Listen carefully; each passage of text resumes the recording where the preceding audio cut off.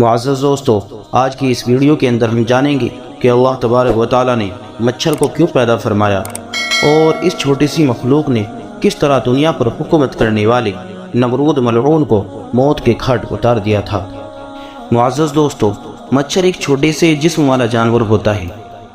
مچھر ہاتھی کے جیسا ہوتا ہے، الا یہ کہ مچھر کے بدن کے اعضاء ہاتھی سے کچھ زیادہ ہوتے ہیں، اس لیے کہ ہاتھی کے 4 پاؤں ہوتے ہیں اور ایک سونڈ ہوتی ہے اور ہاتھی کے ایک دم ہوتی ہے، اور مچھر کے ان بدن کے اعضاؤں کے علاوہ 2 پاؤں فالتو ہوتے ہیں اور 4 بازو زیادہ ہوتے ہیں۔ ہاتھی کی سونڈ پر گوشت ہوتا ہے اور مچھر کی سونڈ کھوکھلی ہوتی ہے، جس کا سلسلہ پیٹ تک جاری ہوتا ہے، گویا کہ اس کی سونڈ اس کے پیٹ کی کھڑکی ہوتی ہے۔ مچھر جب کسی آدمی کی کاٹتا ہے تو وہ اس کا خون پیتا ہے اور خون پی کر پیٹ میں پہنچا دیتا ہے، گویا کہ مچھر کی سونڈ گلا اور حلق کا کام انجام دیتی ہے۔ اسی لیے مچھر کا ڈسنا تکلیف دہ ہوتا ہے، حتیٰ کہ یہ کھال پر بھی اچھی طرح قابو پا جاتا ہے۔ اللہ تبارک و تعالیٰ کی الہام کردہ چیزوں میں سے یہ ہے کہ مچھر انسان کے بدن کے اعضاء پر ایسی جگہ پر بیٹھتا ہے جہاں سے کوئی رگ نکلتی ہے، اس لیے کہ یہ جگہ انسان کے جسم میں بہت زیادہ نرم ہوتی ہے۔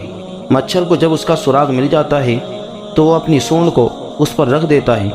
زیادہ تر مچھر خون چوستا ہے۔ خون کا مچھر اتنا لالچی ہوتا ہے کہ بسا اوقات خون زیادہ پی لینے کی وجہ سے اس کا پیٹ پھٹ جاتا ہے، یہ اڑنے سے کمزور پڑ جاتا ہے۔ اکثر اس کی ہلاکت کا سبب یہی لالچی پن ہوتا ہے۔ مچھر کی غذا اللہ تبارک و تعالیٰ نے خون کو بنایا ہے، اس لیے وہ سونڈ کے ذریعے سے خون چوستا ہے۔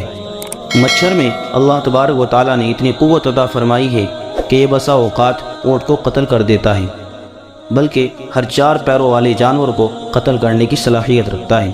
جب مچھر اسے ڈس کر ہلاک کر دیتا ہے تو درندے اور مردار خور پرندے اس کے چاروں طرف جمع ہو جاتے ہیں۔ جو بھی اس کے ڈسے ہوئے کو کھا لیتا ہے تو وہ جانور بھی مر جاتا ہے۔ عراق کے بادشاہوں کا پرانے زمانے میں یہ طریقہ تھا کہ جب وہ کسی کو قتل کرنا چاہتے تھے تو وہ مچھر کی نالیوں کے پاس اس مجرم کو باندھ کر ڈال دیا کرتے تھے، بس وہ مچھروں کے بار بار ڈسنے کی وجہ سے ہلاک ہو جایا کرتا تھا۔ معزز دوستو، آئیے بات کرتے ہیں کہ اس چھوٹی سی مخلوق نے کس طرح دنیا پر حکومت کرنے والے نمرود کو موت کے گھاٹ اتار دیا تھا۔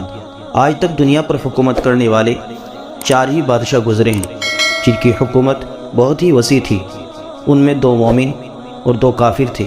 مومنوں میں حضرت سلیمان علیہ السلام اور حضرت ذوالقرنین رحمۃ اللہ علیہ، جبکہ کافروں میں نمرود اور بخت نصر ہے۔ آج ہم نمرود کی ہلاکت کے بارے میں بتائیں گے کہ اللہ تبارک و تعالیٰ نے ایک لنگڑے مچھر کے ذریعے سے کس طرح نمرود کو ہلاک کیا۔ نمرود جب اللہ تبارک و تعالیٰ کے نبی حضرت ابراہیم علیہ السلام کے سامنے ہر طرح سے کمزور ہو گیا تو نمرود نے حضرت ابراہیم علیہ السلام سے فرمایا کہ تیرے اللہ کی کوئی فوج بھی ہے جو میری فوج کے سامنے آ کر مقابلہ کر سکے؟ تو حضرت جبرائیل علیہ السلام اللہ کا پیغام حضرت ابراہیم علیہ السلام کے پاس لے کر آئے اور فرمایا کہ نمرود سے کہہ دو کہ وہ اپنی فوج کو تیار کر لے۔ اس وقت اللہ تبارک و تعالیٰ نے مچھر کو آسمان سے اتارا تھا، تو اس وقت میں نمرود اپنے لشکر کے بیچ میں تھا۔ جب نمرود نے دیکھا کہ ایک پروالے جانور کے ذریعے سے میری پوری فوج ہلاک ہو رہی ہے تو یہ اپنے گھر میں گھسا اور اپنے گھر کے پردے چاروں طرف سے ڈلوا دیے۔